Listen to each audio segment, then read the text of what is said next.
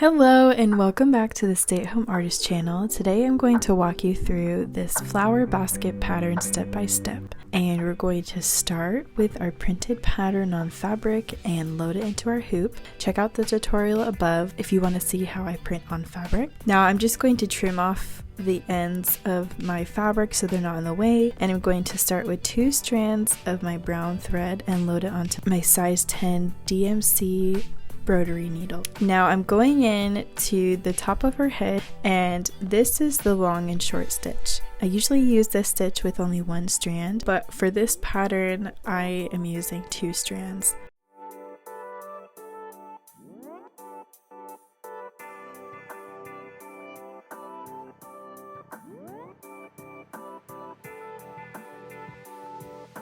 When you finish up your long and short stitching, you can grab your light green thread and separate only 2 strands from the 6 and load it onto the same size needle. And we're going to go in with our whipped back stitch on a couple of these stems. So we begin by making a back stitch along our line. Then I'm coming up at the end of the line and weaving my thread underneath the stitches.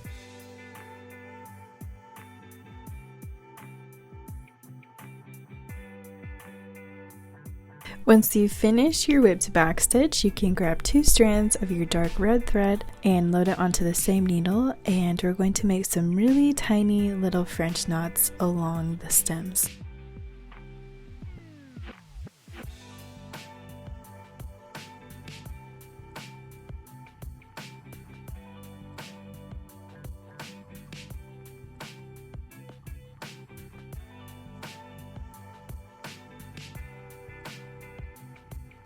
Now, using the same needle and amount of thread, I'm going to hop over to my first wagon wheel rows and begin by stitching the spokes in the middle. Do this with any number of thread, but I already had 2 strands ready to go from my French knots. So now I'm going to grab 6 strands of the same color. I'm going to grab a little bit longer of an amount than I would normally grab because we're going to stitch with 12 strands. And I've loaded it onto my size 22 DMC chenille needle and knotted both ends. So that way when I'm stitching, I can stitch with the full 12 strands.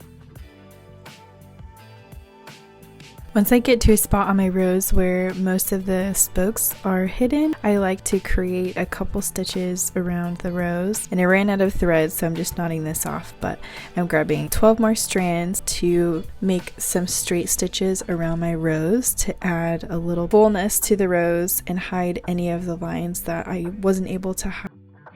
Now I'm going to do the same thing with my other rows in the light pink shade, except this time I'm using 6 strands to create my spokes. It really doesn't matter how many strands you use for your spokes. And I'm going in the same as last time, just weaving my thread all the way through. Now that all my woven roses are finished, I'm going to grab another 6 strands of my dark red thread and knot it at both ends again because we're going to stitch with the full 12 strands. And I've loaded it on my size 22 chenille needle, and I'm going to make some French knots in the middle of this flower with the 12 strands. Now I'm grabbing a couple strands of my yellow thread. For the satin stitching, I like to start in the middle and kind of taper down the edges to make the petals look nice and uniform.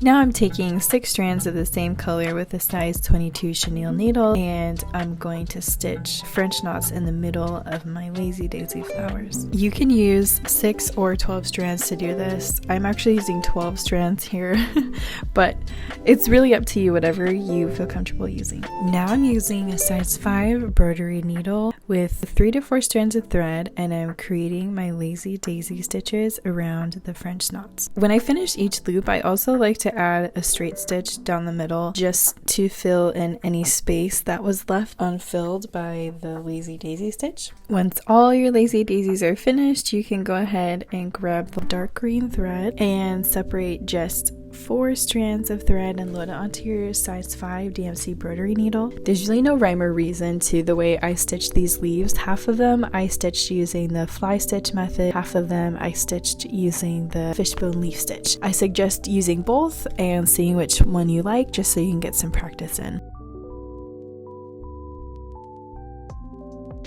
Here's another example of the fishbone leaf stitch.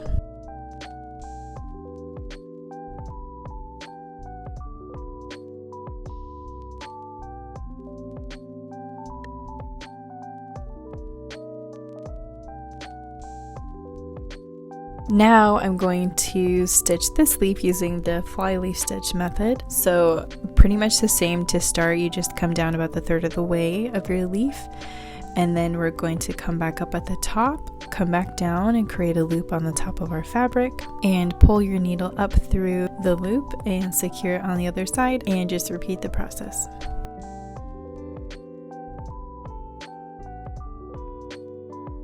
Once all your leaves are stitched, you can grab 2 strands of your light green thread and size 10 DMC embroidery needle, and we're going to practice the stem stitching. I'm just using the stem stitch to stitch the remainder of the stem, connecting all of the leaves together.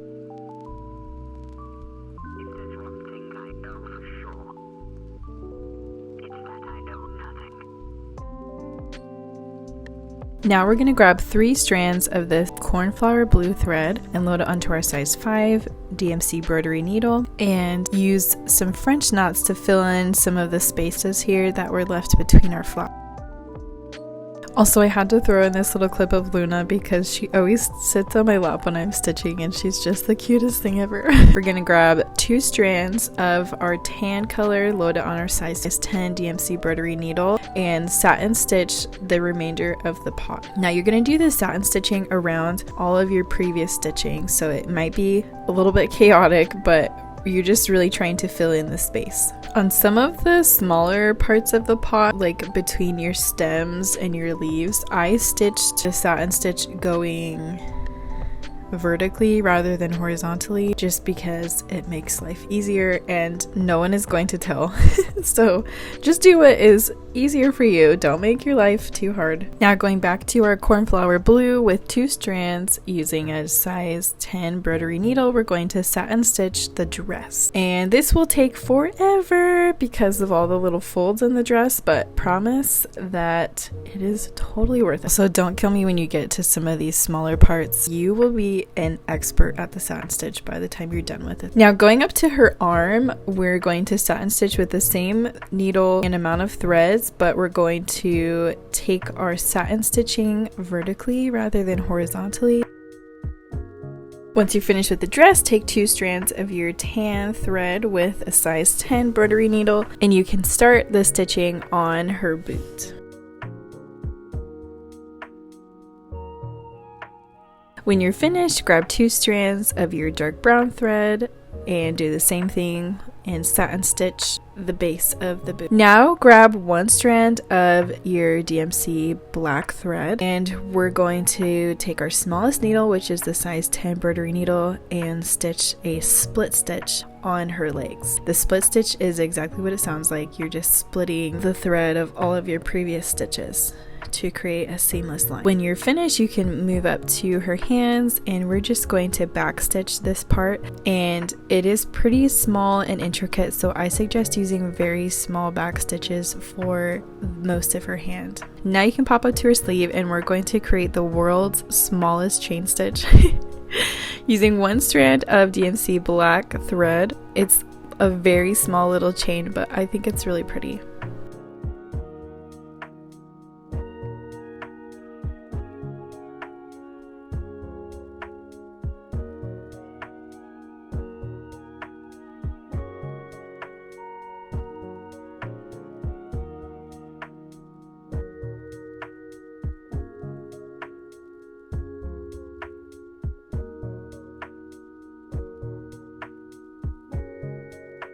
Alright, we're on the home stretch. I'm just going to add some defining lines in my dress using a back stitch to trace the satin stitching on the middle parts of the dress. And of course, this piece wouldn't be complete without the final touches of our diamond thread. So I'm going to take 1 strand of this, and please note when I say 1 strand, it doesn't mean to separate it. It's non-divisible thread, so just use what comes off the spool. And I'm using the sparkle stitch to add just a little bit of sparkle to this piece, because I think everything is better with a little bit of sparkle. And there you go! There is the whole flower basket piece. You did it! I'm so proud of you. Please let me know if you liked this pattern and if you are looking for more beginner patterns, because I'm always working on them.